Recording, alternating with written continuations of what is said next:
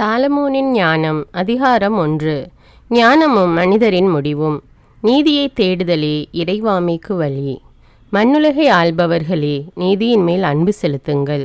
நல்மனத்துடன் ஆண்டவரை பற்றி நினைத்திடுங்கள். நேர்மையான உள்ளத்துடன் அவரை தேடுங்கள். அவரை சோதியாதோர் அவரை கண்டடைகின்றனர். அவரை நம்பினோருக்கு அவர் தம்மை வெளிப்படுத்துகின்றார்.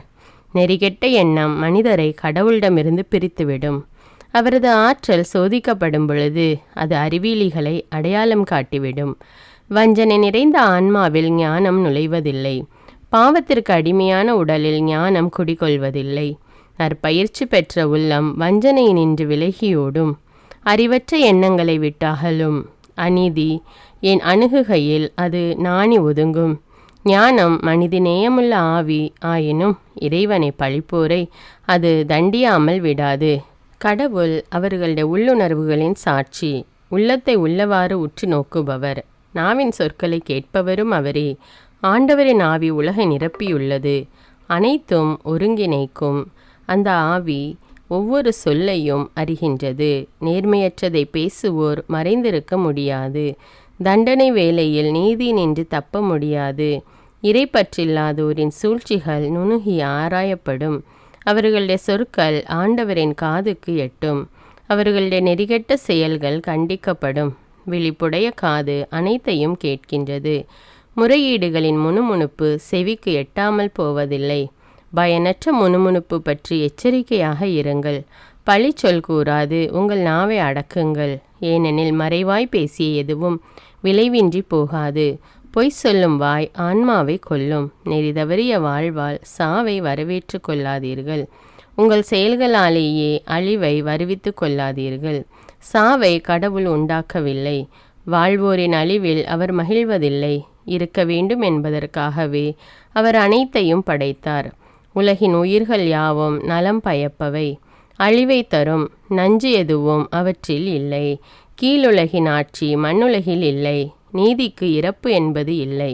இறைப்பற்றில்லாதவர்கள் வாழ்வை நோக்கும் முறை. இறைப்பற்றில்லாதவர்கள் தங்கள் செயலாலும் சொல்லாலும் இறப்பை வரவழைத்தார்கள். அதை நண்பனாக கருதி அதற்காக ஏங்கினார்கள். அதனோடு ஒப்பந்தம் செய்து கொண்டார்கள். அதனோடு தோழமை கொள்ள அவர்கள் பொருத்தமானவர்களே. சாலமோனின் ஞானம் அதிகாரம் 2. இறைப்பற்றில்லாதவர்கள் தவறாக கணித்து உள்ளத்தில் பின்வருமாறு சொல்லி கொண்டார்கள். நம் வாழ்வு குறுகியது, துன்பம் நிறைந்தது. மனிதரின் முடிவுக்கு மாற்று மருந்து எதுவும் இல்லை. கீழுலகிலிருந்து யாரும் மீண்டதாக கேள்விப்பட்டதில்லை. தற்செயலாய் நாம் பிறந்தோம். இருந்திராதவர் போல் இனி ஆகிவிடுவோம். நமது உயிர் மூச்சு வெறும் புகையே. அறிவு நம் இதய துடிப்பின் தீப்பொறியே. அது அணையும் பொழுது உடல் சாம்பலாகிவிடும். ஆவியோ காற்றோடு காற்றாய் கலந்துவிடும். காலப்போக்கில் நம் பெயர் மறக்கப்படும். நம் செயல்களை நினைவு கூற மாட்டார்கள்.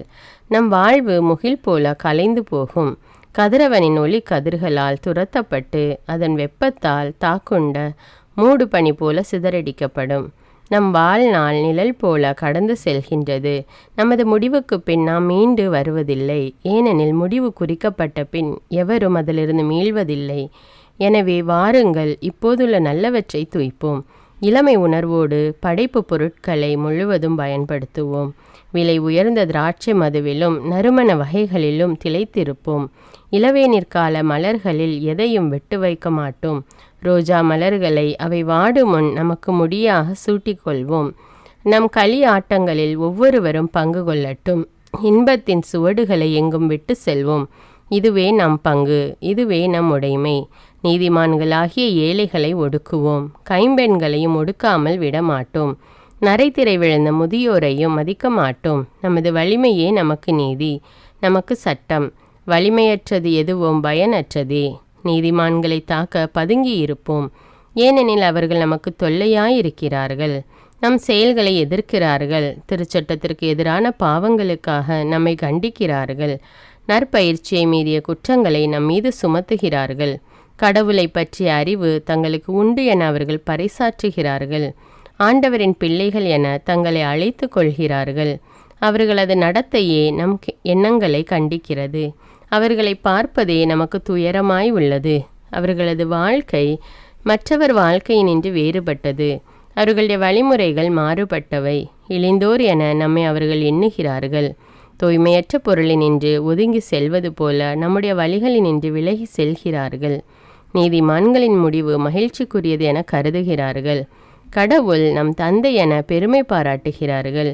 அவர்களுடைய சொற்கள் உண்மையா என கண்டறிவோம். முடிவில் அவர்களுக்கு என்ன நிகழும் என ஆய்ந்தறிவோம்.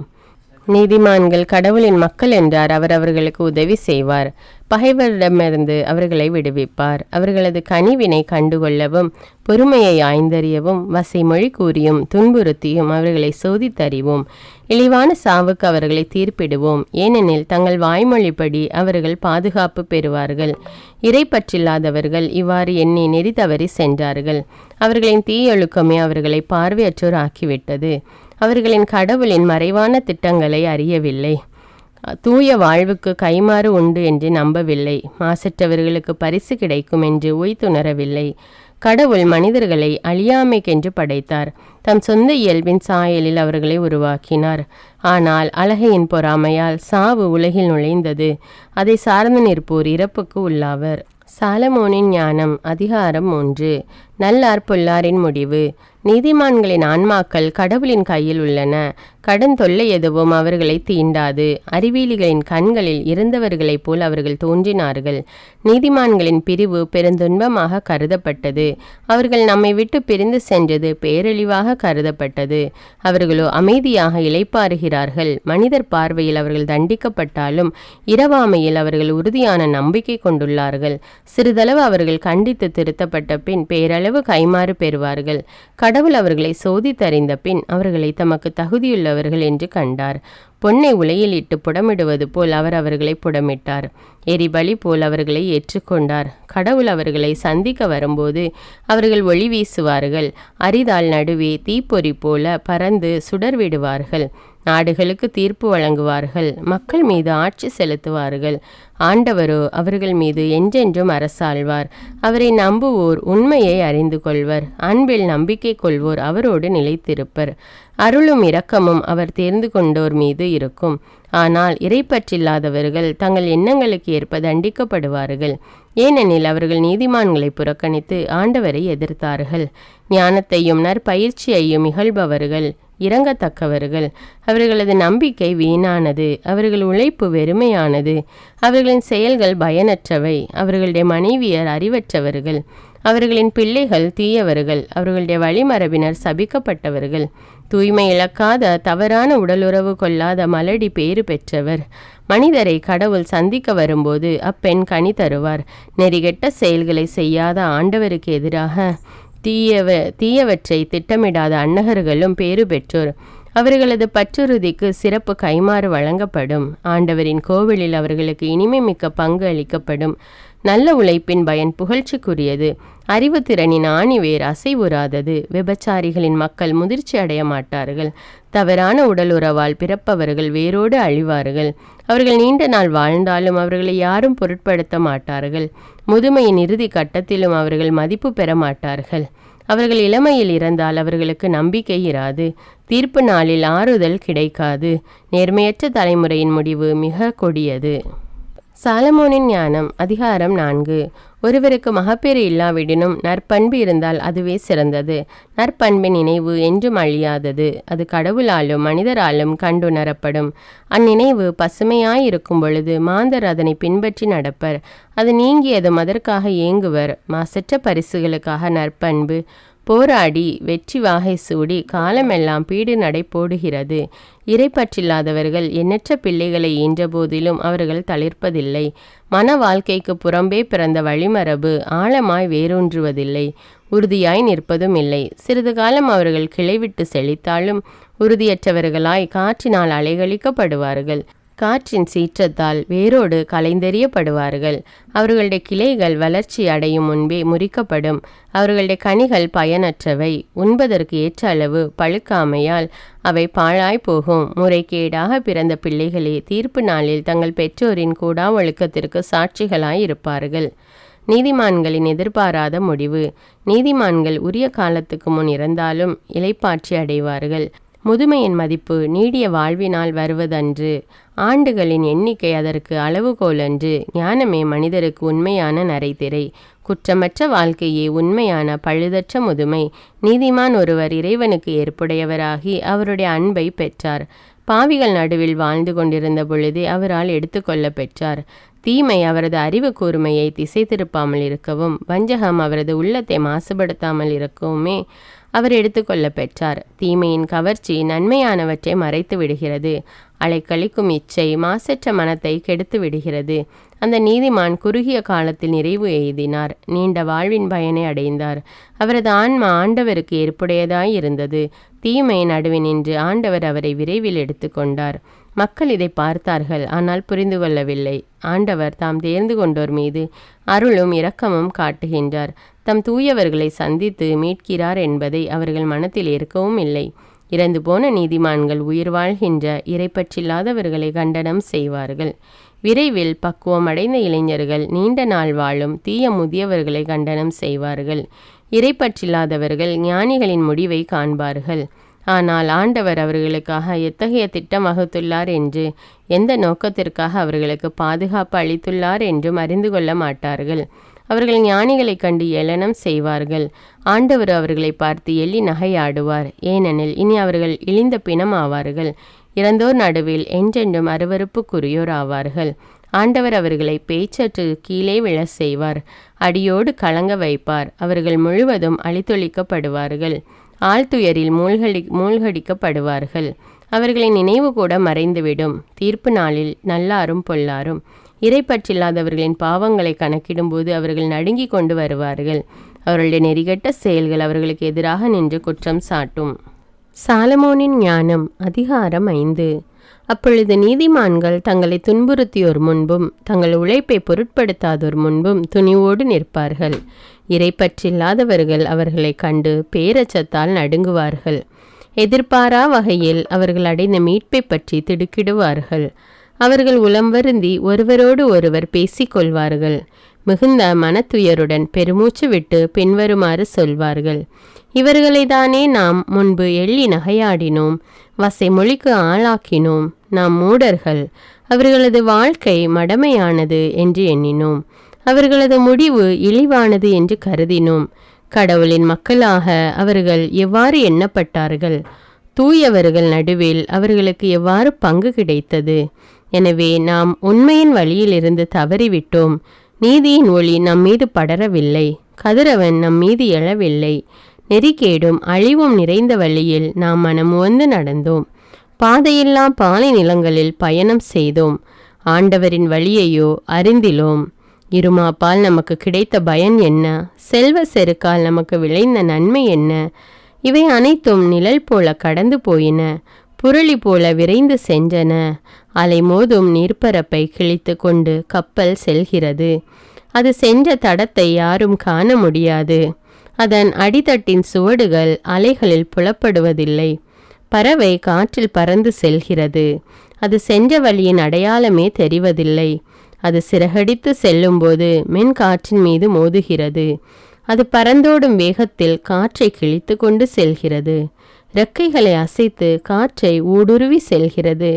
பின்னர் அதன் போக்கினது சுவடே தென்படுவதில்லை.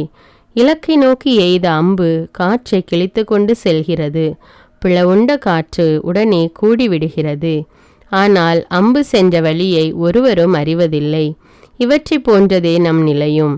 நாம் பிறந்தோம், உடனே இறந்துபட்டோம். பிறரிடம் காட்டுவதற்கு நம்மிடம் நற்பண்பின் அடையாளம் எதுவும் இல்லை. நம்முடைய தீமையால் நம்மையே அழித்து கொண்டோம். இறைப்பற்றில்லாதவர்களின் நம்பிக்கை காற்றில் அடித்து செல்லும் பதர் போன்றது. புயலால் சிதறடிக்கப்படும் உறைபனி போன்றது. காற்றால் அங்குமிங்கும் களைக்கப்படும் புகை போன்றது. ஒரே நாள் தங்கும் விருந்தினர்களின் நினைவு போல் அது மறக்கப்படும். நீதிமான்களோ என்றென்றும் வாழ்கிறார்கள். அவர்களுக்குரிய கைமாறு ஆண்டவரிடம் உள்ளது. அவர்களை பற்றிய கவலை உன்னத இறைவனுக்கு உண்டு. அவர்கள் மாட்சிமிக்க பொன்முடியை பெறுவார்கள். ஆண்டவருடைய கையிலிருந்து மணிமுடியை பெறுவார்கள். அவர் தம் வலக்கையால் அவர்களை அரவணைப்பார். தம் புயத்தால் அவர்களை பாதுகாப்பார். ஆர்வம் என்னும் படைக்கலத்தால் அவர் தம்மை முழுதும் மூடிக்கொள்வார். தம் எதிரிகளை பழிவாங்க படைப்பினை படைக்கலமாக கொள்வார். நீதியை அவர் மார்பு கவசமாக அணிந்து கொள்வார். நடுநிலை தவறாத தீர்ப்பை தலைக்கவசமாக புனைந்து கொள்வார். வெல்ல முடியாத கேடயமாக தூய்மையை அவர் கொண்டிருப்பார். அவர் கடும் சினத்தை கூரிய வாளாக கொள்வார். உலகம் அவரோடு சேர்ந்து அறிவியலிகளை எதிர்த்து போராடும். மின்னல் கீற்று இலக்கை நோக்கி நேராக பாயும். நான் ஏற்றிய வெள்ளி நின்று புறப்படும் அம்பு போல் அது முகில்களில் இருந்து குறியை நோக்கி தாவும். எரியப்படும் கவன் கல்லை போல சினம் செறிந்த கல்மலை விழும். கடல் நீர் அவர்கள் மீது சீறி பாயும். ஆறுகள் இரக்கமின்றி அவர்களை மூழ்கடிக்கும். புயல் அவர்களை எதிர்த்து வீசும். அது சூறாவளி போல் அவர்களை புடைத்தெடுக்கும். முறைகேடு மண்ணுலகையே பாழாக்கும். தீவினை வலியோரின் அரியணைகளை கவிழ்க்கும். சாலமோனின் ஞானம் அதிகாரம் 6. ஞானத்தின் தோற்றம், இயல்பு, அதை அடையும் வழி. ஞானத்தை தேடல். மன்னர்களே, நான் சொல்வதற்கு செவிசாய்த்து புரிந்து கொள்ளுங்கள். உலகின் கடை எல்லை வரை நீதி வழங்குவோரே, கற்றுக்கொள்ளுங்கள். திரளான மக்களை ஆள்வோரே, பல மக்களினங்களை பற்றி பெருமை பாராட்டுவோரே, எனக்கு செவிசாயுங்கள். ஆண்டவரிடமிருந்தே உங்களுக்கு அதிகாரம் வழங்கப்பட்டது. உன்னத இறைவனிடமிருந்தே உங்களுக்கு ஆட்சி உரிமை கிடைத்தது. அவரே உங்கள் செயல்களை சோதித்தறிபவர். உங்கள் திட்டங்களை ஆராய்பவரும் அவரே. அவரது அரசின் பணியாளர்களாயிருந்தும் நீங்கள் நேர்மையுடன் தீர்ப்பு வழங்கவில்லை. திருச்சட்டத்தை கடைபிடிக்கவில்லை. கடவுளின் திருவுளப்படி நடக்கவில்லை. கொடுமையாகவும் விரைவாகவும் அவர் உங்கள் மேல் வருவார். உயர்நிலையில் உள்ளவர்களுக்கு கடும் தீர்ப்பு வழங்குவார்.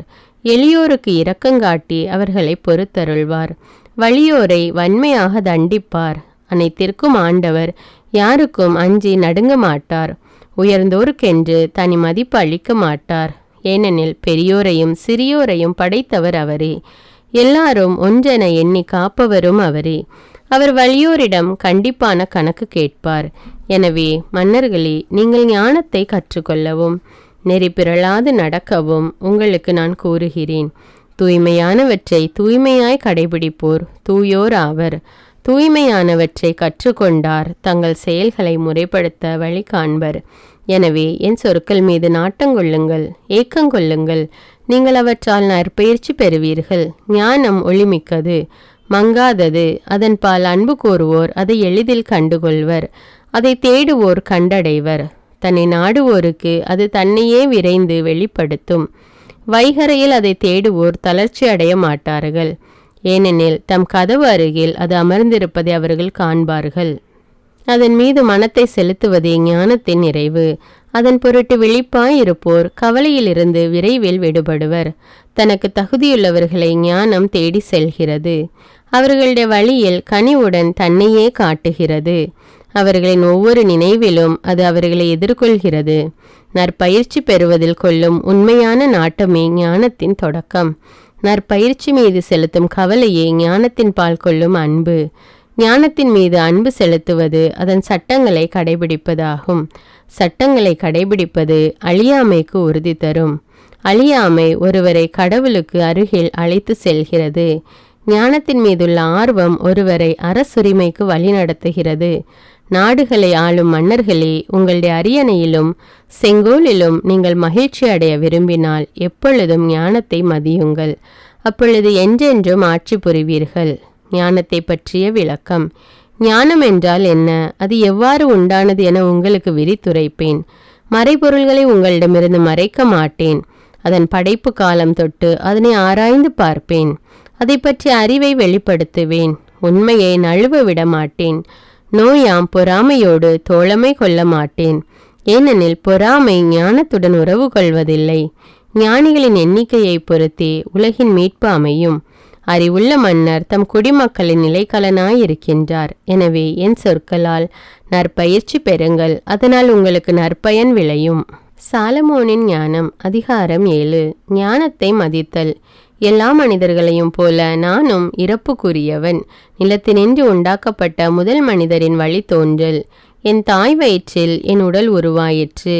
ஆண் என் உயிர் துளியினாலும் திருமண இன்பத்தினாலும் 10 மாத காலமாக குருதியோடு உறைந்து என் உடல் உருவெடுத்தது. நான் பிறந்த பொழுது எல்லாரையும் போல நானும் வெறும் காற்றையே சுவாசித்தேன். என் உடல் இயல்புக்கு ஒத்த மண்ணில் கிடத்தப்பட்டேன். முதலில் அழுகுரல் எழுப்பினேன். துணிகளில் பொதியப்பட்டேன். பேணி வளர்க்கப்பட்டேன். எந்த மன்னரும் இதற்கு மாறுபட்ட வகையில் வாழ்க்கையை தொடங்கியதில்லை. எல்லோரும் ஒரே வகையில் பிறக்கின்றனர், ஒரே வகையில் இறக்கின்றனர். எனவே நான் மன்றாடினேன், ஞானம் எனக்கு கொடுக்கப்பட்டது. நான் இறைவனை வேண்டினேன், ஞானத்தின் ஆவி என் மீது பொழியப்பட்டது. செங்கோலுக்கும் அரியணைக்கும் மேலாக அதை விரும்பி தேர்ந்தேன். அதனோடு ஒப்பிடும்போது செல்வம் ஒன்றுமே இல்லை என்று உணர்ந்தேன். விலை உயர்ந்த மாணிக்க கல்லும் அதற்கு ஈடில்லை. அதனோடு ஒப்பிடும்போது பொன்னெல்லாம் சிறிதளவு மணலுக்கே நிகர். அதற்கு முன் வெள்ளியும் களிமண்ணாகவே கருதப்படும். உடல் நலத்திற்கும் அழகிற்கும் மேலாக அதன் மீது அன்பு கொண்டேன். ஒளிக்கு மாற்றாக அதை தேர்ந்தெடுத்தேன், ஏனெனில் அதன் சுடரொளி என்றும் மங்காது. ஞானத்தோடு எல்லா நலன்களும் என்னிடம் வந்து சேர்ந்தன. அளவற்ற செல்வத்தை அது ஏந்தி வந்தது. அவற்றிலெல்லாம் நான் மகிழ்ந்தேன், ஏனெனில் ஞானமே அவற்றை வழிநடத்துகிறது. அதுவே அவற்றையெல்லாம் ஈன்றெடுத்தது என்பதை அறியாதிருந்தேன். நான் கள்ளங்கபடின்றி கற்றேன். கற்றதை முறையீடின்றி பிறரோடு பகிர்ந்து கொண்டேன். அதன் செல்வத்தை நான் மறைப்பதில்லை. மனிதர்களுக்கு அது என்றும் குறையாத கருவூலம். அதை அடைவோர் கடவுளோடு நட்பு கொள்வர். நற்பயிற்சி அளிக்கும் கொடைகளால் நற்சான்று பெற்றவர் ஆவர். கடவுளது திருவுளத்திற்கு ஏற்ப பேசவும், நான் பெற்றுக்கொண்ட கொடைகளுக்கு ஏற்ப சிந்திக்கவும் கடவுள் எனக்கு அருள் புரிவாராக. ஏனெனில் ஞானத்துக்கு அவரே வழிகாட்டி, ஞானிகளை திருத்துகிறவரும் அவரே. நாமும் நம் சொற்களும் அவருடைய கைகளில் இருக்கின்றோம். அதுபோல் எல்லா அறிவுத்திறனும் கைத்திறனும் அவருடைய கைகளில் உள்ளன. இருப்பவை பற்றிய உண்மையான அறிவை எனக்கு அளித்தவர் அவரே. உலகின் அமைப்பையும் மூலப்பொருள்களின் செயல்பாட்டையும் நான் அறிய செய்தவரும் அவரே. காலங்களின் தொடக்கம், முடிவு, மையம், கதிரவனின் சுழற்சியால் ஏற்படும் மாற்றங்கள், பருவகால மாறுபாடுகள், ஆண்டுகளின் சுழற்சிகள், விண்மீன்களின் நிலைக்கலங்கள், உயிரினங்களின் இயல்பு, காட்டு விலங்குகளின் சீற்றம், காற்று வகைகளின் வலிமை, மனிதர்களின் எண்ணங்கள், பல்வேறு செடி வகைகள், வேர்களின் ஆற்றல், இவை போன்ற மறைவானவை பற்றியும் வெளிப்படையானவை பற்றியும் கற்றறிந்தேன். எல்லாவற்றையும் உருவாக்கிய ஞானமே எனக்கு இவற்றை கற்றுக் கொடுத்தது. ஞானத்தின் இயல்பும் மேன்மையும். ஞானம் ஆற்றல் கொண்டது. அவ்வாற்றல் அறிவுடையது, தூய்மையானது, தனித்தன்மை வாய்ந்தது, பலவகைப்பட்டது, நுண்மையானது, உயிரோட்டம் உள்ளது, தெளிவுமிக்கது, மாசுபடாதது, வெளிப்படையானது, கேடுறாதது, நன்மையை விரும்புவது, கூர்மையானது, ஞானம் எதிர்க்க முடியாதது, நன்மை செய்வது, மனித நேயம் கொண்டது, நிலை பெயராதது, உறுதியானது, வீண் கவலை கொள்ளாதது, எல்லாம் வல்லது, எல்லாவற்றையும் பார்வையிடுவது, அறிவும் தூய்மையும் நுண்மையும் கொண்ட எல்லா உள்ளங்களையும் ஊடுருவி செல்வது. ஞானம் அசைவுகள் எல்லாவற்றையும் விட மிக விரைவானது. அதன் தூய்மையினால் எல்லாவற்றிலும் நிரம்பி நிற்கிறது, எல்லாவற்றையும் ஊடுருவி செல்கிறது. ஞானம் கடவுளின் ஆற்றலிலிருந்து புறப்படும் ஆவி, எல்லாம் வல்லவரின் மாட்சியிலிருந்து எழும் தூய வெளிப்பாடு. எனவே மாசுபட்டது எதுவும் அதனுள் நுழைய முடியாது. ஞானம் என்றுமுள்ள ஒளியின் சுடர், கடவுளது செயல்திறனின் கரைபடியா கண்ணாடி, அவருடைய நன்மையின் சாயல். ஞானம் ஒன்றே என்றாலும் எல்லாம் செய்ய வல்லது, தான் மாறாது, அனைத்தையும் புதுப்பிக்கிறது, தலைமுறை தோறும் தூய ஆன்மாக்களில் நுழைகிறது, அவர்களை கடவுளின் நண்பர்கள் எனவும் இறைவாக்கினர்கள் எனவும் ஆக்குகிறது. ஞானத்தோடு வாழ்கின்றவர்கள் மீது அன்பு செலுத்துவது போல வேறு எதன் மீதும் கடவுள் அன்பு செலுத்துவதில்லை. ஞானம் கதிரவனை விட அழகானது, விண்மீன் கூட்டத்திலும் சிறந்தது, ஒளியை காட்டிலும் மேலானது, இரவுக்கு பகல் இடம் கொடுக்கிறது, ஆனால் ஞானத்தை தீமை மேற்கொள்ளாது. சாலமோனின் ஞானம். அதிகாரம் 8. ஞானம் 1 கோடி முதல் மறு கோடி வரை ஆற்றலோடு செல்கிறது, எல்லாவற்றையும் முறையாக ஒழுங்குபடுத்துகிறது. ஞானத்தின் மீது நாட்டம். ஞானத்தின் மேல் நான் அன்பு கூர்ந்தேன். என் இளமை முதல் அதை தேடினேன். என் வாழ்க்கை துணையாக ஏற்றுக்கொள்ள விரும்பினேன். அதன் அழகில் மயங்கினேன். கடவுளோடு ஒன்றுபட்ட வாழ்வினால் ஞானம் தன் உயர் குடிப்பிறப்பில் மேன்மை பாராட்டுகிறது. அதனால் அனைத்துலகின் ஆண்டவர் அதன் மேல் அன்பு கூர்ந்தார். ஞானமே கடவுளை பற்றிய மெய்யறிவுக்கு புகுமுகம் செய்து வைக்கிறது. அவருடைய செயல்களை தேர்வு செய்வதும் அதுவே. வாழ்வில் விரும்பத்தக்க உடைமையாக செல்வம் விளங்குமாயின் அனைத்தையும் ஆக்கும் ஞானத்தை விட சிறந்த செல்வம் எது? அறிவுத்திறன் ஆற்றல் மிக்கது என்றால் ஞானத்தை விட இருப்பவற்றை உருவாக்கும் கலைஞன் வேறு யார்? ஒருவர் நீதியின் மேல் அன்பு கூறுகின்றாரோ, ஞானத்தின் உழைப்பு அவரிடம் நற்பண்புகளால் மிளிரும். ஏனெனில் தன்னடக்கம், விவேகம், நீதி, துணிவு ஆகியவற்றை ஞானம் கற்பிக்கின்றது. இவற்றை தவிர வாழ்வில் மனிதருக்கு பயனுள்ளவை வேறு ஒன்றுமில்லை. ஒருவர் பரந்த பட்டறிவு பெற ஏங்குகின்றாரோ, ஞானம் இறந்த காலத்தை அறியும், எதிர்காலத்தை உய்த்துணரும், உரைகளின் நுட்பங்களையும் புதிர்களின் விடைகளையும் அடையாளங்களையும் வியத்தகு செயல்களையும் பருவங்கள் காலங்களின் பயன்களையும் முன்னறியும். ஆகையால் என்னோடு கூடி வாழும் பொருட்டு ஞானத்தை தேர்ந்தெடுக்க முடிவு செய்தேன். ஏனெனில் நன்மை செய்ய அது என்னை ஆற்றுப்படுத்தும் என்றும் கவலைகளிலும் துயரத்திலும் எனக்கு ஆறுதல் தரும் என்றும் நான் அறிவேன். அதை முன்னிட்டு மக்கள் கூட்டத்தில் நான் பெருமை பெறுவேன்.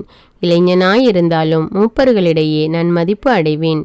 நீதி வழங்கும் போது அறிவு கூர்மையோடு காணப்படுவேன். ஆள்வோர் என்னை கண்டு வியப்புறுவர். நான் பேசாமல் இருக்கும் பொழுது நான் பேசும்படி அவர்கள் காத்திருப்பார்கள். நான் பேசும் பொழுது எனக்கு செவிசாய்ப்பார்கள். நான் நீண்ட உரையாற்றும் பொழுது வாயடைத்து நிற்பார்கள். ஞானத்தினால் நான் இரவாமை எய்துவேன். எனக்கு பின் வருபவர்களுக்கு என்றும் நீங்கா நினைவை விட்டு செல்வேன். நான் மக்கள் மீது ஆட்சி செலுத்துவேன். நாடுகள் எனக்கு அடிபணியும். அச்சுறுத்தும் மன்னர்கள் கூட என்னை பற்றி கேள்வியுற்று அஞ்சுவார்கள். மக்கள் நடுவில் நல்லவனாகவும் போரில் வல்லவனாகவும் இருப்பேன். நான் வீட்டிற்கு வந்த பின் ஞானத்தோடு இளைப்பாறுவேன். ஏனெனில் அதன் தோழமையில் கசப்பே இல்லை, அதனோடு வாழ்வதில் துன்பமே இல்லை. அது தருவதெல்லாம் இன்பமும் மகிழ்ச்சியுமே. இவற்றை பற்றியெல்லாம் எனக்குள் எண்ணி பார்த்த பொழுது ஞானத்துடன் கொள்ளும் உறவால் இரவாமை கிட்டும். அதனுடைய நட்புறவில் தூய மகிழ்ச்சி பிறக்கும். அதனுடைய உழைப்பால் குறைபடாத செல்வம் கொளிக்கும். அதன் தோழமையில் பயிற்சி பெறுவதால் அறிவு திறன் உண்டாகும். அதனோடு கலந்துரையாடுவதால் பெரும் புகழ் கிடைக்கும் என்றெல்லாம் என் உள்ளத்தில் எண்ணி பார்த்த பொழுது அதை எனக்கென அடைவது எப்படி என்று தேடி அலைந்தேன். நான் குழந்தையாயிருந்த பொழுது நல்லியல்புடன் இருந்தேன். நல்ல உள்ளம் என் பங்காய் அமைந்தது. நல்லவனாயிருந்ததால் மாசற்ற உடலினுள் புகுந்தேன். ஆனால் கடவுள் எனக்கு ஞானத்தை ஈந்தாலொழிய அதை அடைய முடியாது என்று நான் உணர்ந்து கொண்டேன். அது யாருடைய கொடை என அறிவது அறிவு திறனின் அடையாளம். எனவே நான் ஆண்டவரை வேண்டினேன், கெஞ்சி மன்றாடினேன், என் முழு உள்ளத்தோடு சொன்னேன். சாலமோனின் ஞானம் அதிகாரம் 9. ஞானம் அருளும்படி மன்றாட்டு. மூதாதையரின் கடவுளே, இரக்கத்தின் ஆண்டவரே, நீர் எல்லாவற்றையும் உமது சொல்லால் உண்டாக்கினீர். நீர் உண்டாக்கிய படைப்புகளின் மேல் ஆட்சி செலுத்தவும் தூய்மையோடும் நீதியோடும் உலகை ஆளவும் நேர்மையான உள்ளத்தோடு தீர்ப்பு வழங்கவும் உமது ஞானத்தால் மானிடரை உருவாக்கினீர். உமது அரியணை அருகில் வீற்றிருக்கும் ஞானத்தை எனக்கு அருளும். உம் பிள்ளைகளிடமிருந்து என்னை தள்ளிவிடாதீர். நான் உம் அடியான், உம்முடைய அடியவளின் மகன், வலுவற்ற மனிதன், குறுகிய வாழ்வினன், நீதி தீர்ப்பும் திருச்சட்டமும் பற்றி சிற்றறிவு படைத்தவன். மண்பதையில் ஒருவர் எத்துணை நிறைவு உள்ளவராயிருந்தாலும் உம்மிடமிருந்து வரும் ஞானம் அவருக்கு இல்லையேல் அவர் ஒன்றுமில்லாதவராய் கருதப்படுவார். உம் மக்களுக்கு மன்னராகவும் உம் புதல்வர் புதல்வியருக்கு நடுவராகவும் இருக்க நீர் என்னை தெரிந்தெடுத்தீர். தொடக்கத்திலிருந்தே நீர் ஏற்பாடு செய்திருந்த தூய கூடாரத்தை மாதிரியாக கொண்டு உம் தூய மலைமேல் கோவில் கட்டவும் உமது உறைவிடமான நகரில் பலிபீடம் எழுப்பவும் நீர் எனக்கு ஆணையிட்டீர். ஞானம் உம்மோடு இருக்கின்றது, உம் செயல்களை அது அறியும். நீர் உலகத்தை உண்டாக்கிய போது அது உடன் இருந்தது. உம் பார்வைக்கு உகந்ததை அது அறியும். உம் கட்டளைகளின்படி முறையானது அது எது எனவும் அதற்கு தெரியும். உமது தூய விண்ணகத்திலிருந்து அதை அனுப்பி அருளும். உமது மாட்சிமிக்க அரியணையிலிருந்து அதை வழங்கி அருளும். அது என்னோடு இருந்து உழைக்கட்டும். அதனால் உமக்கு உகந்ததை நான் அறிந்து கொள்வேன். அது எல்லாவற்றையும் அறிந்து உய்த்துணரும். என் செயல்களில் விவேகத்துடன் என்னை வழிநடத்தும். தன் மாட்சியில் அது என்னை பாதுகாக்கும். அப்பொழுது என் செயல்கள் உமக்கு ஏற்புடையவனமாகும். உம்முடைய மக்களுக்கு நேர்மையுடன் நீதி வழங்குவேன். என் தந்தையின் அரியணையில் வீற்றிருக்க தகுதி பெறுவேன். கடவுளின் திட்டத்தை அறிபவர் யார்? ஆண்டவரின் திருவுளத்தை கண்டுபிடிப்பவர் யார்? நிலையற்ற மனிதரின் எண்ணங்கள் பயனற்றவை. நம்முடைய திட்டங்கள் தவறக்கூடியவை. அழிவுக்குரிய உடல் ஆன்மாவை கீழ்நோக்கி அழுத்துகிறது. இந்த மண் கூடாரம் கவலை தோய்ந்து மனதுக்கு சுமையாய் அமைகிறது. மண்ணுலகில் உள்ளவற்றையே நாம் உணர்வது அரிது. அருகில் இருப்பவற்றையே கடும் உழைப்பால் தான் கண்டுபிடிக்கிறோம். இவ்வாறிருக்க விண்ணுலகில் இருப்பவற்றை தேடு கண்டுபிடிப்பவர் யார்? நீர் ஞானத்தை அருளாமலும் உயர்வானிலிருந்து தூய ஆவியை அனுப்பாமலும் இருந்தால் திட்டத்தை யாரால் அறிந்து கொள்ள இயலும்? இவ்வாறு மண்ணுலகில் வாழ்வோருடைய வழிகள் செம்மைப்படுத்தப்பட்டன. உமக்கு உகந்தவற்றை மனிதர் கற்றுக்கொண்டனர், ஞானத்தால் மீட்பு அடைந்தனர். சாலமோனின் ஞானம். அதிகாரம் 10. மீட்பு வரலாற்றில் ஞானம். ஆதாமிலிருந்து மோசே வரை உலகின் முதல் தந்தை தனிமையாய் படைக்கப்பட்ட பொழுது ஞானம் அவரை பேணி காத்தது. அவருடைய குற்றங்களில் இருந்து அவரை விடுவித்தது. அனைத்தையும் ஆளும் ஆற்றலை அவருக்கு அளித்தது. நீதியற்றவன் ஒருவன் தன் சினத்தினால் ஞானத்தை விட்டு அகன்றான். சீற்றத்தினால் தன் உடன்பிறப்பை கொன்றதால் அவனும் அழியலானான். அவன் பொருட்டு மண்ணுலகை பெரும் வெள்ளம் மூழ்கடித்த பொழுது ஞானம் மீண்டும் அதை காப்பாற்றியது. நீதிமானை ஒரு சிறிய மரத்துண்டால் வழிநடத்தியது. மக்கள் இனங்கள் தீமையுடன் கூட்டு சேர்ந்து குழப்பத்திற்கு உள்ளான போது ஞானம் நீதிமானை கண்டுகொண்டது. அவரை கடவுள் திருமுன் மாசற்றவராக காத்தது. தம் பிள்ளை பால் கொண்டிருந்த பற்றை மேற்கொள்ள அவருக்கு துணிவை அளித்தது. இறைப்பற்றில்லாதவர்கள் அழிந்தபோது ஞானம் நீதிமானை காப்பாற்றியது. 5 நகர்கள் மீது இறங்கி வந்த நெருப்பிலிருந்து அவரும் உயிர் தப்பினார். அவர்களது தீயொழுக்கத்துக்கு சான்றாக அந்த நகரங்கள் புகை உமிழும் பால்வெளியாக மாற்றப்பட்டன. அங்கு செடிகள் என்றுமே கனியாத காய்களை கொடுக்கின்றன. பற்றுறுதி எல்லா ஆன்மாவின் நினைவு சின்னமாக உப்பு தூணும் அங்கே தான் நின்று கொண்டிருக்கிறது. அவர்கள் ஞானத்தை ஒரு பொருட்டாக கருதாததால் நன்மையை கண்டுணர இயலாமல் போனார்கள். மேலும் தங்கள் அறிவின்மையின் அடையாளத்தை மனித இனத்திற்கு விட்டு சென்றார்கள். அதனால் அவர்கள் செய்த தவறுகள் புலப்படாமல் போகா. ஆனால் தனக்கு பணிபுரிந்தவர்களை ஞானம் துன்ப துயரங்களிலிருந்து விடுவித்தது. தம் சகோதரனின் சினத்துக்கு தப்பியோடிய நீதிமான் ஒருவரை ஞானம் நேர்மையான வழியில் நடத்தி சென்றது. இறையரசை அவருக்கு காட்டியது. வானதூதர் பற்றிய அறிவை அவருக்கு கொடுத்தது. உழைப்பில் அவர் வளமையுற செய்தது. அவரது உழைப்பின் பயனை பெருக்கியது. அவரை ஒடுக்கியோர் பேரவா கொண்டபோது அது அவருக்கு துணை நின்று அவரை செல்வராக்கியது. பகைவரிடமிருந்து அது அவரை பாதுகாத்தது. தாக்க பதுங்கியிருந்தோரிடமிருந்து அவரை காப்பாற்றியது. கடும் போராட்டத்தில் அவருக்கு வெற்றி தந்தது. இவ்வாறு இறைப்பற்று எல்லாவற்றையும் விட வலிமை மிக்கது என்று அவர் உணர செய்தது. நீதிமான் ஒருவர் விலைக்கு விற்கப்பட்ட பொழுது ஞானம் அவரை கைவிடவில்லை. பாவத்திலிருந்து அவரை விடுவித்தது. இருட்டறைக்குள் அவரோடு அது இறங்கி சென்றது. அரச செங்கோலையும் அவரை ஒடுக்கியோர் மீது அதிகாரத்தையும் அவருக்கு அளிக்கும் வரை விலங்கிடப்பட்டிருந்த அவரை விட்டு அது விலகவில்லை. அவர் மேல் குற்றம் சுமத்தியோர் பொய்யர் என்பதை மெய்ப்பித்தது. அவருக்கோ முடிவில்லாம் ஆட்சியை அளித்தது. விடுதலை பயணம். ஒடுக்கிய மக்களினத்தாரிடமிருந்து தூய மக்களையும் மாசற்ற வழிமரபினரையும் ஞானம் விடுவித்தது. அது ஆண்டவருடைய ஊழியர் ஒருவரின் ஆன்மாவில் நுழைந்தது. கொடிய மன்னர்களை வியத்தகு செயல்களாலும் அடையாளங்களாலும் எதிர்த்து நின்றது. தூயவர்களின் உழைப்புக்கு அது கைமாறு கொடுத்தது. வியப்புக்குரிய வழியில் அவர்களை நடத்தி சென்றது. பகலில் அவர்களுக்கு நிழலாகவும் இரவில் விண்மீன் சுடராகவும் இருந்தது. செங்கடல் மீது அது அவர்களை அழைத்து சென்றது. ஆழ்கடல் வழியாக அவர்களை நடத்தி சென்றது. அவர்களின் பகைவர்களை அது நீரினுள் அமிழ்த்தியது. பின் ஆழ்கடலில் இருந்து அவர்களை வெளியே உமிழ்ந்தது. ஆகையால் நீதிமான்கள் இறைப்பற்றில்லாதவர்களை கொள்ளையடித்தார்கள். ஆண்டவரே, உமது திருப்பெயரை பாடி புகழ்ந்தார்கள். வெற்றி அளிக்கும் உமது கைவன்மையை ஒருமிக்க போற்றினார்கள். ஏனெனில் பேச முடியாதவர்களின் வாயை ஞானம் திறந்தது. குழந்தைகளின் நாவுக்கு தெளிவான பேச்சை தந்தது. சாலமோனின் ஞானம். அதிகாரம் 11. தூய இறைவாக்கினர் ஒருவரின் வாயிலாக இஸ்ரேலர்களுடைய செயல்களை ஞானம் சிறப்புற செய்தது. குடியிருப்பாரற்ற பால்வெளி வழியாக அவர்கள் பயணம் செய்தார்கள். மனித நடமாட்டமற்ற இடங்களில் தங்கள் கூடாரங்களை அமைத்தார்கள்.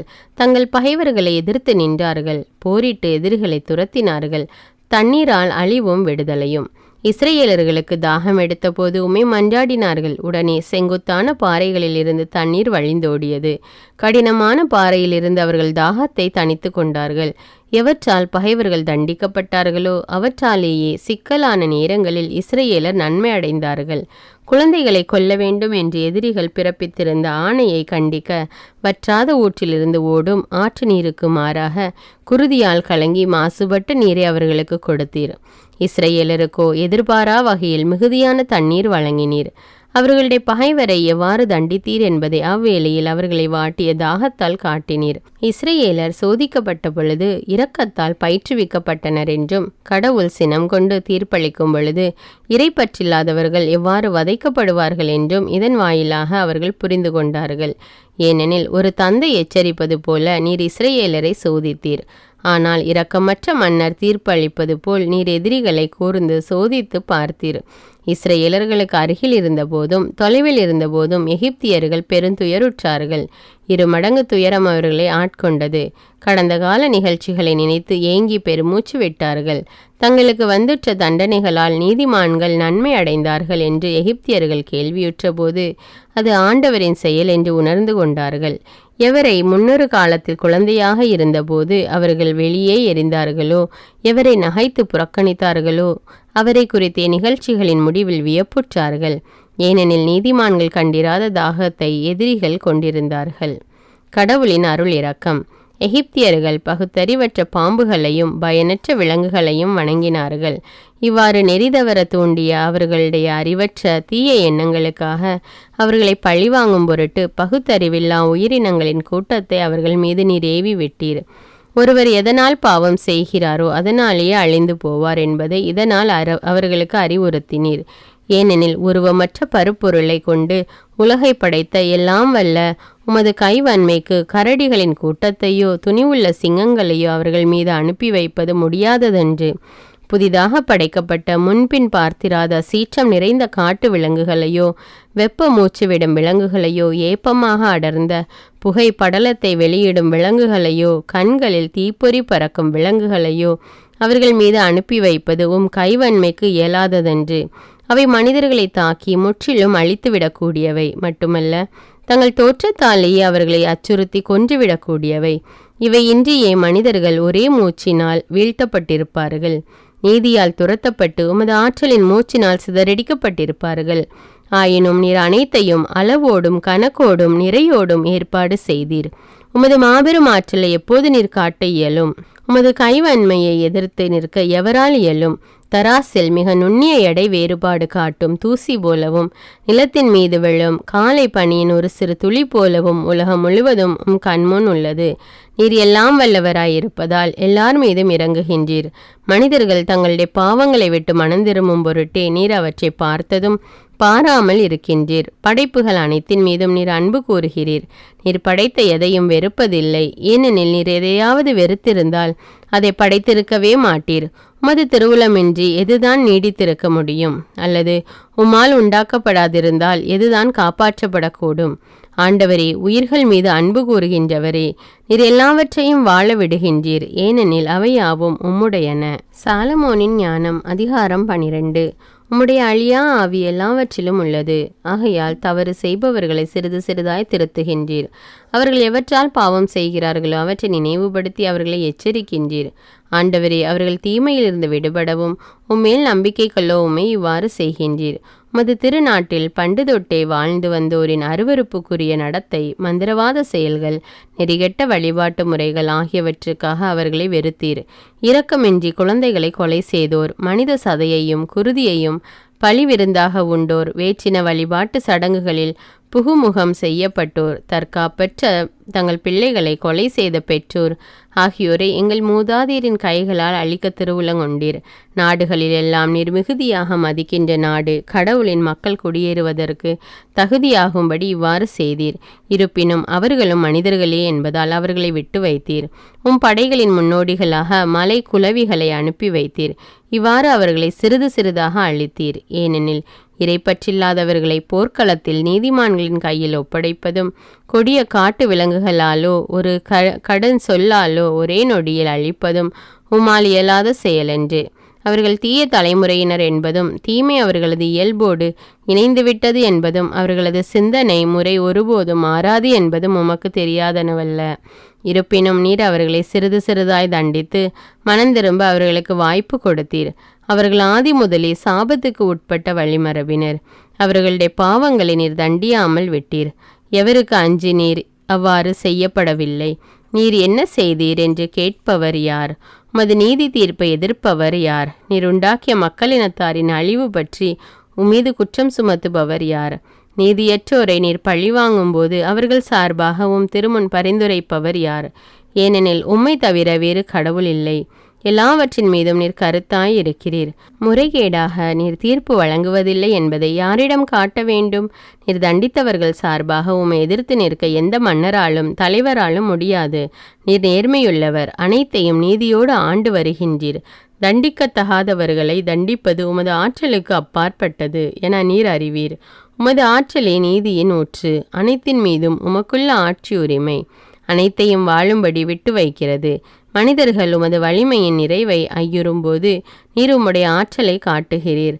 அதை அறிந்திருந்தும் செருக்குற்றிருப்போரை அடக்குகிறீர். நீர் ஆற்றல் மிக்கவராயிருப்பதால் கனிவோடு தீர்ப்பு வழங்குகிறீர். மிகுந்த பொறுமையோடு எங்களை ஆள்கிறீர். ஏனெனில் நீர் விரும்பும் போதெல்லாம் செயல்புரிய உமக்கு வலிமை உண்டு. நீதிமான்கள் மனித நேயம் கொண்டவர்களாக இருக்க வேண்டும் என்பதை இச்செயல்கள் வாயிலாக உம் மக்களுக்கு கற்றுக் கொடுத்தீர். உம் மக்களை நன்னம்பிக்கையால் நிரப்பினீர். ஏனெனில் பாவங்களிலிருந்து மனமாற்றம் அருள்கிறீர். உம் ஊழியர்களின் பகைவர்கள் சாவுக்குரியவர்களாயிருந்தும் மிகுந்த கனிவோடும் இரக்கத்தோடும் அவர்களை தண்டித்தீர். அவர்கள் தங்கள் தீச்செயல்களை விட்டுவிடும் பொருட்டு காலமும் வாய்ப்பும் அவர்களுக்கு கொடுத்தீர். உம் மக்களுக்கு நீர் எவ்வளவோ கண்டிப்போடு தீர்ப்பு வழங்கினீர்.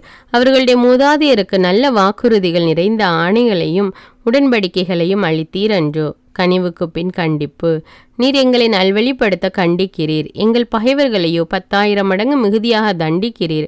நாங்கள் தீர்ப்பு வழங்கும் போது உமது நன்மையை நினைவு கூறவும், நாங்களே தீர்ப்புக்கு உள்ளாகும் போது உமது இரக்கத்தை எதிர்பார்க்கவும் இவ்வாறு செய்கிறீர்.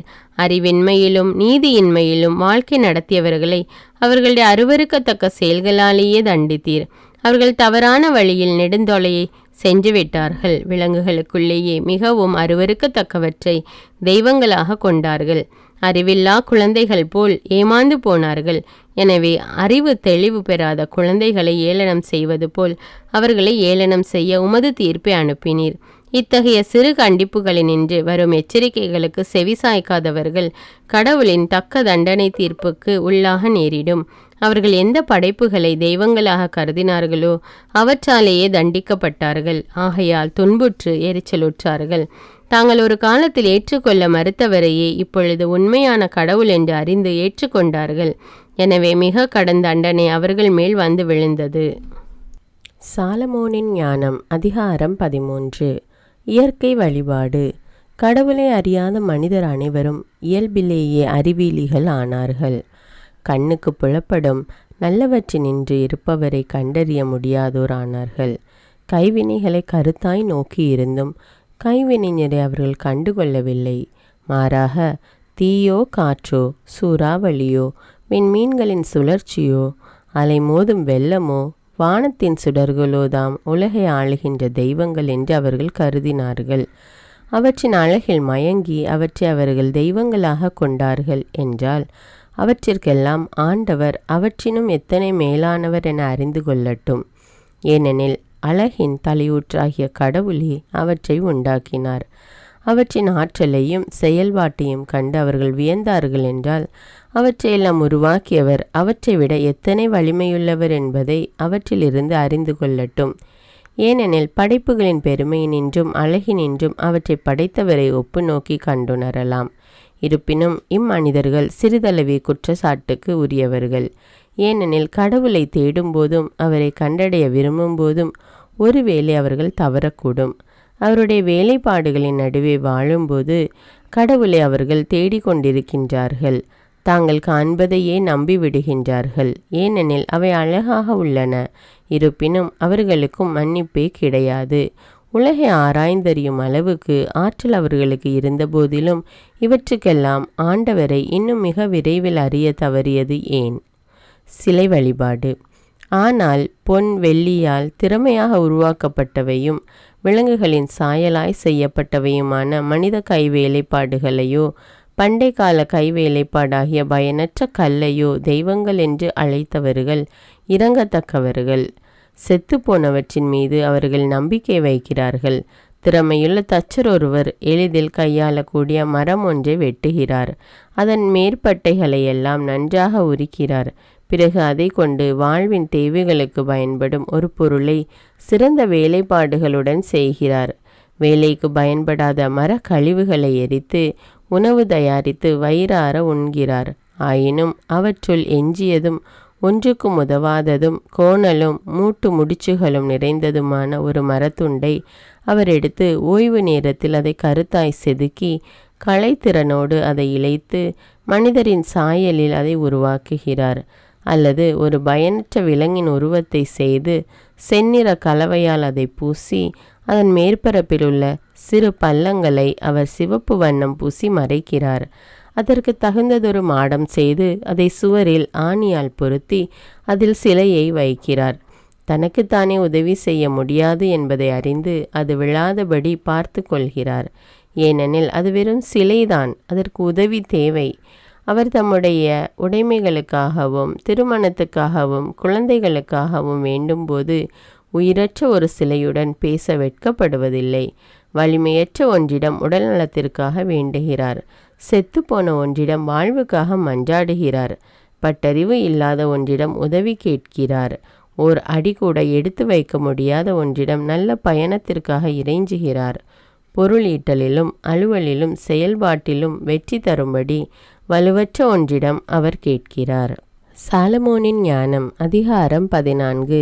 மேலும் கடற்பயணம் செய்யும் நோக்குடன் கொந்தளிக்கும் அலைக்கடலை கடக்கவிருக்கும் ஒருவர் தம்மை தாங்கி செல்லும் மரக்கலத்தை விட எளிதில் உடைபடும் மரக்கட்டையிடம் மன்றாடுகிறார்.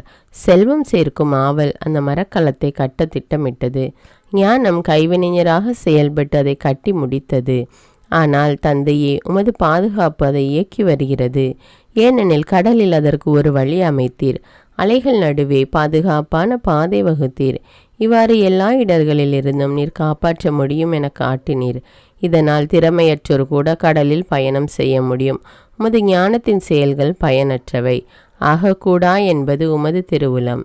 எனவே மனிதர்கள் மிக சிறிய மரக்கட்டையிடம் தங்கள் உயிரையே ஒப்படைத்து கொந்தளிக்கும் கடலில் அதை தெப்பமாக செலுத்தி பாதுகாப்புடன் கரை சேர்கின்றார்கள். ஏனெனில் தொடக்க காலத்தில் கூட சிறு குற்ற அரக்கர்கள் அழிந்தபோது உலகின் நம்பிக்கை ஒரு தெப்பத்தில் புகலிடம் கண்டது. உமது கை வழிகாட்ட அந்நம்பிக்கை புதிய தலைமுறைக்கு வித்திட்டது. நீதியை உருவாக்கும் மரம் வாழ்த்துக்குரியது, ஆனால் கைவேலைப்பாடாகிய சிலை சபிக்கப்பட்டது. அதை செய்தவரும் அவ்வாறே சபிக்கப்பட்டவர், ஏனெனில் அவரே அதை செய்தார். அது அழியக்கூடியதாயிருந்தும் தெய்வம் என்று அழைக்கப்பட்டது. இறைப்பற்றில்லாதோரையும் அவர்களது இறைப்பற்றின்மையையும் கடவுள் ஒருங்கே வெறுக்கின்றார். ஏனெனில் செய்தவரோடு அவர் செய்த வேலையும் ஒருமிக்க தண்டிக்கப்படும். எனவே வேற்றினத்தாரின் சிலைகளும் தண்டனை தீர்ப்புக்கு உள்ளாகும். ஏனெனில் கடவுளின் படைப்புகளே ஆயினும் அவை மிக அருவருப்பானவையாக மாறிவிட்டன. அவை மனிதரின் ஆன்மாக்களுக்கு இடரல்கள், அறிவியலிகளின் கால்களுக்கு கண்ணிகள். சிலை வழிபாட்டின் தொடக்கம். சிலைகள் செய்ய திட்டமிட்டதே விபச்சாரத்தின் தொடக்கம். அவற்றை கண்டுபிடித்ததே வாழ்வின் அழிவு. அவை தொடக்கம் முதல் இருந்ததில்லை, என்றென்றும் இருக்கப் போவதும் இல்லை. மனிதரின் வீண் பெருமையினால் அவை உலகில் நுழைந்தன. எனவே அவை விரைவில் முடியும் என திட்டமிடப்பட்டுள்ளது. இளமையில் தம் மகன் இறந்ததால் ஆறாத்துயரில் மூழ்கியிருந்த தந்தை ஒருவர் விரைவில் தம்மிடமிருந்து எடுத்துக்கொள்ளப்பட்ட அவனது சிலையை செய்தார். முன்பு இறந்துவிட்ட மனித பிறவியை பின்பு தெய்வ பிறவியாக கொண்டாடினார். மறைவான சமய சடங்குகளையும் வழிபாடுகளையும் வழி வழியாக செய்யுமாறு தம் பணியாளரை பணித்தார். இந்த தீய பழக்கம் காலப்போக்கில் வேரூன்றி சட்டம் போல பின்பற்றப்படலாயிற்று. மன்னர்களின் ஆணைப்படி மக்கள் சிலைகளை வணங்கலானார்கள். தாங்கள் தொலையில் வாழ்ந்து வந்த காரணத்தால் தங்கள் மன்னரை நேரில் பெருமைப்படுத்த முடியாத மக்கள் தொலையில் இருந்தே அவருடைய உருவத்தை கற்பனை செய்தார்கள். அதை காணக்கூடிய சிலையாக வடித்து அதற்கு வணக்கம் செலுத்தினார்கள். இவ்வாறு தொலைவில் இருந்தவரை எதிரில் இருந்தவர் போல கருதி தங்கள் ஆர்வத்தில் அவரை மிகைப்பட புகழ்ந்தார்கள். மன்னரை அறியாதவர்கள் நடுவிலும் மன்னர் வழிபாட்டை பரப்ப சிற்பியின் புகழார்வம் அவர்களை தூண்டிற்று. ஏனெனில் சிற்பி தம்மை ஆள்பவரை மகிழ்ச்சிப்படுத்தும் நோக்குடன் தம் திறமையெல்லாம் கூட்டி அச்சிலையை மிக அழகாக செய்திருக்கலாம். அவருடைய வேலைப்பாட்டின் அழகில் மயங்கி மக்கள் திரள் சற்று முன்பு வெறும் மனிதராக போற்றிய ஒருவரை பின்னர் வழிபாட்டுக்குரியவராக கருதி இருக்கலாம். இது மண்பதையை வீழ்த்தும் ஒரு சூழ்ச்சி ஆயிற்று. ஏனெனில் மனிதர் பேரிடருக்கோ கொடுங்கோன்மைக்கோ ஆளாகி கடவுளுக்கே உரிய பெயரை கற்களுக்கும் மரங்களுக்கும் கொடுத்தனர். சிலை வழிபாட்டின் விளைவுகள். கடவுளை பற்றிய அறிவில் மனிதர்கள் தவறியது மட்டுமன்றி அறியாமையால் பெரும் போராட்டத்தில் வாழ்கிறார்கள். இத்தகைய தீமைகளை அமைதி என்று அழைக்கிறார்கள். புதுமுக சடங்குகளில் அவர்கள் குழந்தைகளை பலியிட்டாலும், மறைவான சமய சடங்குகளை கொண்டாடினாலும், வேற்றின பழக்க வழக்கங்கள் கொண்ட வெறியூட்டும் களியாட்டங்களை நடத்தினாலும் தங்கள் வாழ்வையும் திருமணத்தையும் மாசுபடாமல் காப்பதில்லை. அவர்கள் நயவஞ்சகமாக ஒருவரை ஒருவர் கொள்கிறார்கள் அல்லது விபச்சாரத்தால் ஒருவர் மற்றவருக்கு துயர் விளைவிக்கிறார்கள். இதன் விளைவாக எங்கும் ஒரே குழப்பம், குருதி, கொலை, களவு, வஞ்சகம், ஊழல், பற்றுறுதியின்மை, கிளர்ச்சி, பொய்யானை, நல்லவை பற்றிய குழப்பம், செய்நன்றி மறத்தல், ஆன்மாக்களை கரைப்படுத்துதல், இயல்புக்கு மாறான காம வேட்கை, மனவாழ்வில் முறைகேடு, விபச்சாரம், வரம் மீறிய ஒழுக்கக்கேடு, பெயரை கூட சொல்லத்தகாத சிலைகளின் வழிபாடே எல்லா தீமைகளுக்கும் முதலும் காரணமும் முடிவும் ஆகும். அவற்றை வணங்குவோர் மகிழ்ச்சியால் வெறிபிடித்தவர் ஆகின்றனர், அல்லது பொய்யை இறைவாக்காக உரைக்கின்றனர், அல்லது நேர்மையாக வாழ்வதில்லை, அல்லது எளிதாக பொய்யானையிடுகின்றனர். உயிரற்ற சிலைகள் மீது நம்பிக்கை வைப்பதால் அவர்களை பொய்யானையிட்டாலும் தங்களுக்கு தீங்கு நேரிடும் என எதிர்பார்ப்பதில்லை. இரு காரணங்களுக்காக அவர்கள் நீதியுடன் தண்டிக்கப்படுவார்கள். சிலைகளுக்கு தங்களை அர்ப்பணித்ததன் மூலம் கடவுளை பற்றிய தவறான எண்ணம் கொண்டிருந்தார்கள். தூய்மையை இகழ்ந்து வஞ்சகத்தோடு நீதிக்கு முரணாக ஆணையிட்டார்கள். ஏனெனில் எவற்றை கொண்டு மனிதர்கள் ஆணையிடுகிறார்களோ அவற்றின் ஆற்றல் அவர்களை தண்டிப்பதில்லை. மாறாக பாவிகளுக்குரிய நீதி தீர்ப்பே நெறிகெட்டோரின் குற்றங்களை எப்பொழுதும் தண்டிக்கிறது. சாலமோனின் ஞானம் அதிகாரம் 15. இஸ்ரவேல் சிலை வழிபாட்டில் ஈடுபடவில்லை. எங்கள் கடவுளே, நீர் பரிவும் உண்மையும் பொறுமையும் உள்ளவர், அனைத்தையும் இரக்கத்துடன் ஆண்டு வருகின்றீர். நாங்கள் பாவம் செய்தாலும் உம்முடையவர்களே, ஏனெனில் உமது ஆற்றலை அறிவோம். நாங்கள் இனி பாவம் செய்ய மாட்டோம், ஏனெனில் உம்முடையவர்களாக நீர் எங்களை எண்ணுவதை நாங்கள் அறிவோம். உம்மை அறிதலே நிறைவான நீதி, உமது ஆற்றலை அறிதலே இறைவாமைக்கு ஆணிவீர். தீய நோக்குடைய மனிதரின் திறமைகள் எங்களை திசை திருப்பிவிடவில்லை. ஓவியரின் பயனற்ற உழைப்பாகிய பல வண்ணம் தீட்டிய உருவமும் எங்களை ஏமாற்றிவிடவில்லை. அறிவியலிகள் அவற்றின் மீது பேராவல் கொள்ளுமாறு அவற்றின் தோற்றமே தூண்டிவிடுகிறது. அதனால் செத்துப்போன சாயலின் உயிரற்ற உருவத்தை அவர்கள் விரும்புகிறார்கள். அவற்றை செய்பவர்களும் அவற்றின் மீது ஆவல் கொள்பவர்களும் அவற்றை வணங்குபவர்களும் தீமையை விரும்புகிறார்கள். இத்தகைய சிலைகளில் அவர்கள் நம்பிக்கை கொள்ள தகுந்தவர்களே. சிலைகளை செய்வோர் மூடர். குயவர்கள் வருந்தி உழைத்து மென்மையான களிமண்ணை பிசைந்து நம்முடைய தேவைக்காக ஒவ்வொரு மண் கலத்தையும் வணைகிறார்கள். ஒரே மண்ணை கொண்டுதான் நல்ல வகையிலும் மாறான வகையிலும் பயன்படுகிற கலங்களை செய்கிறார்கள். இவற்றில் ஒவ்வொன்றும் எவ்வகையில் பயன்பட வேண்டும் என்பதை குயவர்களே முடிவு செய்கிறார்கள். வீணில் உழைத்து அதே களிமண்ணால் பயனற்ற தெய்வம் ஒன்றை உருவாக்குகிறார்கள். ஆனால் அவர்களே சிறிது காலத்திற்கு முன் அதே மண்ணிலிருந்து உருவாக்கப்பட்டவர்கள். சிறிது காலத்திற்கு பின் தங்களுக்கு கடனாக கொடுக்கப்பட்ட ஆன்மாக்களை திருப்பி கொடுக்க வேண்டிய பொழுது அவர்கள் எந்த மண்ணிலிருந்து எடுக்கப்பட்டிருந்தார்களோ அந்த மண்ணுக்கே திரும்பி போகிறார்கள்.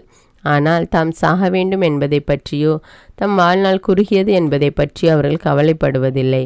மாறாக பொன் வெள்ளியில் வேலை செய்பவர்களுடன் போட்டியிடுகிறார்கள். வெண்கலத்தில் வேலை செய்கிறவர்களைப் போல செய்ய முயல்கிறார்கள். போலி தெய்வங்களின் சிலைகளை செய்வதில் பெருமை கொள்கிறார்கள். அவர்களுடைய இதயம் வெறும் சாம்பல். அவர்களது நம்பிக்கை புழுதியிலும் கீழானது. அவர்களது வாழ்க்கை களிமண்ணினும் இழிவானது. ஏனெனில் தங்களை உருவாக்கியவரும் தங்களுக்குள் ஆற்றல் மிக்க ஆன்மாவை புகுத்தியவரும் உயிர்மீச்சை ஊதியவரும் யார் என்று அவர்கள் அறியவில்லை. அவர்களோ நம் வாழ்க்கையை ஒரு வகை விளையாட்டாகவும் நம்முடைய வாழ்நாளை பணம் சேர்க்கக்கூடிய ஒரு திருவிழா சந்தையாகவும் கருதுகிறார்கள். ஏனெனில் ஒருவர் எவ்வழியாலும் ஏன் தீய வழியாலும் கூட பணம் சேர்க்க வேண்டும் என சொல்லிக் கொள்கிறார்கள். உடையக்கூடிய மண்கலங்களையும் வார்ப்பு சிலைகளையும் அவர்கள் செய்யும்போது தாங்கள் பாவம் செய்வதை மற்றெல்லாரையும் விட நன்றாக அறிந்திருக்கிறார்கள். எகிப்தியரின் மடமை. மக்களை ஒடுக்கிய பகைவர்கள் அனைவரும் மற்ற யாவரினும் அறிவிலிகள். சிறு குழந்தைகளை விட இறங்குதற்குரியவர்கள். ஏனெனில் வேற்றினத்தாரின் சிலைகள் கண்களால் காணவோ மூக்கினால் மூச்சுவிடவோ காதுகளால் கேட்கவோ விரல்களால் தொட்டுணரவோ கால்களால் நடக்கவோ முடியாத போதிலும் அவற்றையெல்லாம் தெய்வங்கள் என்று இவர்கள் எண்ணினார்கள். அவற்றை செய்தவர்கள் வெறும் மனிதர்களே. அவற்றை உருவாக்கியவர்கள் தங்களது உயிரை கடனாக பெற்றவர்கள். ஆனால் தங்களுக்கு இணையான ஒரு தெய்வத்தை எந்த மனிதரும் உருவாக்க முடியாது. அவர்களோ சாகக்கூடியவர்கள். நெறிகெட்ட தங்கள் கைகளால் அவர்கள் செய்வது உயிரற்றதே. தாங்கள் வணங்குகிற சிலைகளை விட அவர்கள் மேலானவர்கள். ஏனெனில் அவர்களுக்கு உயிர் உண்டு, அவற்றுக்கு ஒருபோதும் உயிரில்லை. மேலும் மக்களின் பகைவர்கள் மிகவும் அருவருப்பான விலங்குகளை கூட வணங்குகிறார்கள். அறிவின்மையை வைத்து ஒப்பிடும்போது இவை மற்றவற்றை விட தாழ்ந்தவை. விலங்குகள் என்னும் அளவில் கூட மனிதர்கள் விரும்பும் அழகு அவற்றின் தோற்றத்தில் இல்லை. இறைவன் தம் படைப்பை பாராட்டி ஆசி வழங்கிய பொழுது அவை ஒதுங்கி போய்விட்டன. சாலமோனின் ஞானம். அதிகாரம் 16. கொடிய விலங்குகளும் காடைகளும். எனவே அவர்கள் அவற்றை போன்ற உயிரினங்களால் தக்கவாறு தண்டிக்கப்பட்டார்கள். விலங்கு கூட்டத்தால் வதைக்கப்பட்டார்கள். இத்தகைய தண்டனைக்கு மாறாக நீர் மக்களுக்கு பரிவு காட்டினீர். சுவை மிகுந்த அரிய உணவாகிய காடைகளை அவர்களுக்கு உண்ண கொடுத்தீர். இவ்வாறு அவர்களது ஆவலை தணித்தீர். எகிப்தியர்கள் உணவு அருந்த விரும்பிய போதிலும் அவர்கள் மீது ஏவப்பட்ட அருவருக்கத்தக்க விலங்குகளால் உணவின் மேல் அவர்களுக்கு இருந்த நாட்டமே அற்று போயிற்று. உமக்களோ சிறிது காலம் வறுமையில் வாடிய பின் அருஞ்சுவை உணவை உண்டார்கள். ஏனெனில் கொடுமை செய்தவர்கள் கடுமையான பற்றாக்குறைக்கு ஆளாக வேண்டியிருந்தது. மக்களுக்கோ அவர்களுடைய பகைவர்கள் எவ்வாறு அல்லல் படுகிறார்கள் என்று மட்டும் காட்ட வேண்டியிருந்தது. வெட்டுக்கிளிகளும் வெண்கல பாம்புகளும். மக்கள் மேல் காட்டு விலங்குகள் கடும் சீற்றத்துடன் பாய்ந்தபோது நெளிந்து வந்த நச்சு பாம்புகளின் கடியால் அவர்கள் அழிந்து கொண்டிருந்த போது உமது சினம் இறுதி வரை நீடிக்கவில்லை. எச்சரிக்கப்பட வேண்டி சிறிது காலம் அவர்கள் துன்பத்திற்கு உள்ளானார்கள். உமது திருச்சட்டத்தின் கட்டளையை நினைவூட்ட மீட்பின் அடையாளம் ஒன்று அவர்களுக்கு கொடுக்கப்பட்டது. அப்போது அதை நோக்கி திரும்பியோர் தாங்கள் பார்த்த பொருளால் அன்று அனைவருக்கும் மீட்பரான உம்மாலேயே மீட்பு பெற்றார்கள். இதனால் எல்லா தீமைகளிலிருந்தும் விடுவிப்பவர் நீரே என்று எங்கள் பகைவர்களை நம்ப செய்தீர். ஏனெனில் அவர்கள் வெட்டுக்கிளிகளாலும் ஈக்களாலும் கடியுண்டும் ஆண்டார்கள். அவர்கள் உயிரை காப்பதற்கு மருந்து எதுவும் காணப்படவில்லை. அவர்கள் இத்தகையவற்றால் தண்டிக்கப்படத்தக்கவர்கள். ஆனால் நச்சு பாம்புகளின் பற்களால் கூட மக்களை வீழ்த்த முடியவில்லை. உமது இரக்கம் அவர்களுக்கு துணை நின்று நலம் அளித்தது. சொற்களை அவர்கள் நினைவு கூறும் பொருட்டு அவர்கள் கடிபட்டார்கள். ஆனால் உடனே நலமடைந்தார்கள். அவர்கள் ஆழ்ந்த மறதிக்கு உள்ளாகி பரிவை உதறி தள்ளாதபடி இவ்வாறு நடந்தது. பச்சிலையோ களிம்போ அவர்களுக்கு நலம் அளிக்கவில்லை. ஆனால் ஆண்டவரே, உமது சொல்லே எல்லா மனிதருக்கும் நலம் அளிக்கிறது. வாழ்வின் மேலும் சாவின் மேலும் உமக்கு அதிகாரம் உண்டு. மனிதர்களை பாதாளத்தின் வாயில் வரை கொண்டு செல்கிறீர், மீண்டும் அங்கிருந்து கொண்டு வருகிறீர். மனிதர் தம் தீய பண்பினால் ஒருவரை கொன்று விடுகின்றனர். ஆனால் பிரிந்த உயிரை அவர்களால் திருப்பி கொணர முடியாது. சிறைப்பட்ட ஆன்மாக்களை அவர்களால் விடுவிக்கவும் முடியாது. கல்மலையும் மன்னாவும். ஒருவரும் உமது கையினின்று தப்ப முடியாது. உம்மை அறிய மறுத்துவிட்ட இறைப்பற்றில்லாதவர்கள் உமது கைவன்மையால் வதைக்கப்பட்டார்கள். பேய்மலையாலும் கல்மலையாலும் கடும் புயலாலும் துன்புறுத்தப்பட்டு தீயால் அறவே அலைக்கழிக்கப்பட்டார்கள். எல்லாவற்றையும் விட நம்ப முடியாதது எது என்றால் அனைத்தையும் அவிக்கக்கூடிய தண்ணீரில் அந்த நெருப்பு இன்னும் மிகுதியாய் கொழுந்துவிட்டு எரிந்ததுதான். ஏனெனில் அனைத்துலகும் நீதிமான்களுக்காக போராடுகிறது.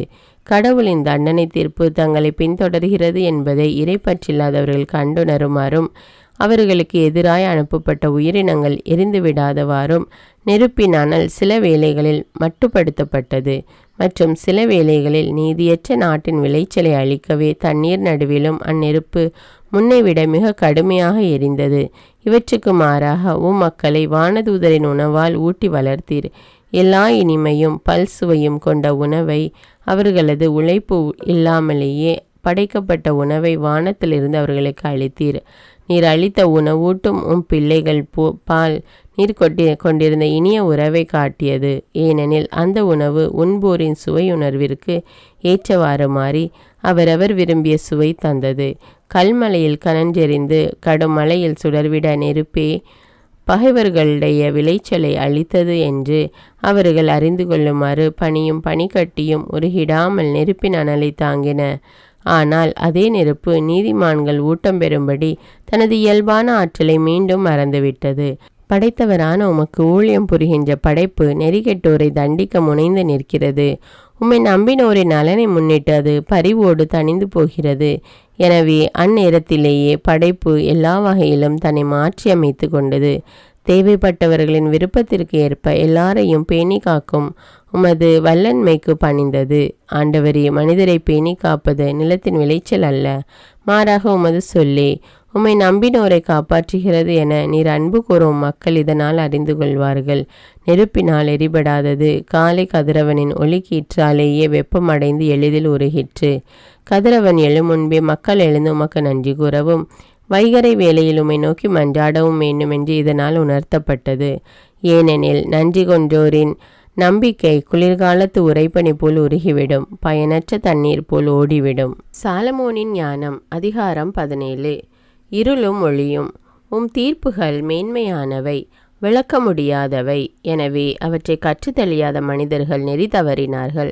நெறிகெட்டவர்கள் உமது தூய மக்களினத்தை அடிமைப்படுத்த எண்ணிய போது அவர்களே காரிருளின் அடிமைகளாகவும் நீண்ட இரவின் கைதிகளாகவும் தங்கள் வீடுகளுக்குள்ளேயே அடைபட்டு உமது முடிவில்லா பாதுகாப்பு நின்று கடத்தப்பட்டார்கள்.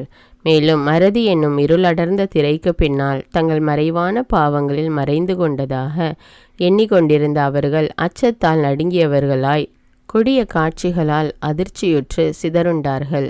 அவர்கள் பதுங்கியிருந்த உள்ளறைகள் கூட அவர்களை அச்சத்திலிருந்து விடுவிக்கவில்லை.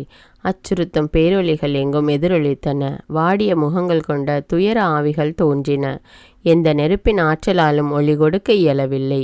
விண்மீன்களின் ஒளி மிகுந்த சுடர்களாலும் இருள் சூழ்ந்த அவ்விரவை ஒளிர்விக்க முடியவில்லை.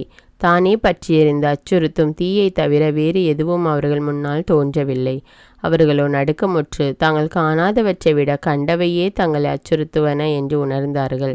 மந்திரவாத கலையின் மாயங்கள் தாழ்வுற்றன. அவர்கள் வீண் பெருமை பாராட்டிய ஞானம் வெறுப்புடன் கண்டிக்கப்பட்டது. நோயுற்ற உள்ளத்திலிருந்து அச்சத்தையும் குழப்பத்தையும் விரட்டியடிப்பதாக உறுதி கூறியவர்களே நகைப்புக்கிடமான அச்சத்தினால் நோயுற்றார்கள். தொல்லை தரக்கூடிய எதுவும் அவர்களை அச்சுறுத்தவில்லை. எனினும் கடந்து செல்லும் விலங்குகளாலும் சீரும் பாம்புகளாலும் அவர்கள் நடுக்கமுற்றார்கள். எவ்வகையிலும் தவிர்க்க முடியாத காற்றை கூட ஏறிட்டு பார்க்க மறுத்து அச்ச நடுக்கத்தால் மாண்டார்கள். கயமை தன்னிலே கோழைத்தனமானது. தானே தனக்கு எதிராக சான்று பகருகிறது. மனசான்றின் உறுத்தலுக்கு உள்ளாகி இடர்களை எப்பொழுதும் மிகைப்படுத்துகிறது. அச்சம் என்பது பகுத்தறிவின் துணையை கைவிடுவதே. உதவி கிடைக்கும் என்னும் எதிர்பார்ப்பு குன்றும் போது துன்பத்தின் காரணம் அறியாத நிலையை உள்ளம் ஏற்றுக்கொள்கிறது.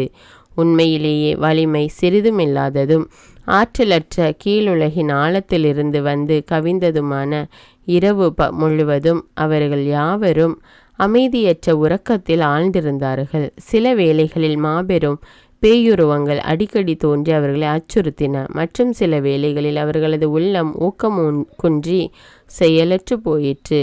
ஏனெனில் எதிர்பாராத திடீர் அச்சம் அவர்களை கலங்கடித்தது. அங்கு இருந்த ஒவ்வொருவரும் கீழே விழுந்தனர். கம்பிகள் இல்லா சிறையில் அடைபட்டனர். ஏனெனில் உழவர், இடையர், பாலை நிலத்தில் பாடுபடும் தொழிலாளர் ஆகிய அனைவரும் அதில் அகப்பட்டு தவிர்க்க முடியாத முடிவை எதிர்கொண்டனர். ஏனெனில் அவர்கள் அனைவரும் இருள் என்னும் ஒரே சங்கிலியால் கட்டுண்டனர். காற்றின் ஒளி படர்ந்த கிளைகளில் இருந்து வரும் பறவைகளின் இனிய குரல் பெருக்கெடுத்து பாய்ந்து வரும் வெள்ளத்தின் சீரான ஓசை, பெயர்த்து கீழே தள்ளப்படும் பாறைகளின் பேரொளி, கண்ணுக்கு பலப்படாதவாறு தாவி ஓடும் விலங்குகளின் பாய்ச்சல், கொடிய காட்டு விலங்குகளின் முழக்கம், மலை குடைவுகளில் இருந்து கேட்கும் எதிரொலி ஆகிய அனைத்தும் அவர்களை அச்சத்தால் முடக்கிவிட்டன. உலகெல்லாம் ஒளி வெள்ளத்தில் திளைத்து தன் வேலையில் தடையின்றி ஈடுபட்டிருந்தது. இவ்வாறு இருக்க எகிப்தியர்கள் மேல் மட்டும் அடர்ந்த காரிருள் கவிந்து படர்ந்தது. அவர்களை விழுங்க குறிக்கப்பட்ட இருளின் சாயல் அது. எனினும் அவர்களே இருளை விட தங்களுக்கு தாங்க முடியாத சுமையாயிருந்தார்கள். சாலமோனின் ஞானம். அதிகாரம் 19. செங்கடலால் அழிவும் மீட்பும். இறைப்பற்றில்லாதவர்களை கடவுளின் சீற்றம் இரக்கமின்றி இறுதி வரை தாக்கியது. ஏனெனில் அவர்கள் செய்யவிருந்ததை கடவுள் முன்னரே அறிந்திருந்தார்.